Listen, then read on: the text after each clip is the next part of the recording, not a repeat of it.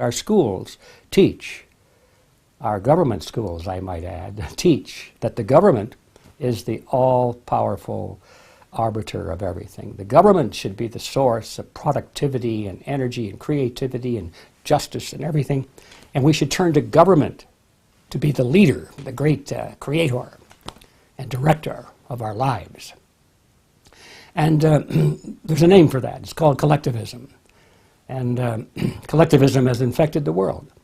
But it certainly has taken very strong root in the United States, where you'd least expect it to be at all, because it started totally the opposite of that. So collectivism today, I would, if you had to put a number on it, just a whimsical number, I would say that the United States today is about probably 80% in that range, 80% collectivist, meaning that 80% of what happens in America is based on the concept that the state should be in the middle of it. You need to go to the state to get permission to do it, and the state has to tell you how to do it and how not to do it and when to stop doing it and so forth. And the state's going to take all of your profits and so forth.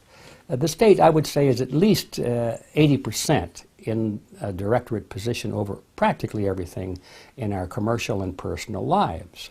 And it's growing. That's the point. Now we're back to the issue of seeing where you were, where you are, and then projecting into the future. It's growing very rapidly. It's no longer a straight line. It seemed to me when I first became aware of this process that it was like a linear progression. Now it's clear it's not linear anymore. It's sort of curvature. It's parabolic. And the growth rate is increasing. So it's easy to see that unless there are some changes in the thinking of the American people, and certainly unless there are some changes in the leadership of the American people, this process is going to continue beyond the 80% point until it's 85%, and then 90%, and then finally 100%. 100% government, there's a name for that, it's called totalitarianism. And that, in a nutshell, is where the United States is headed very rapidly.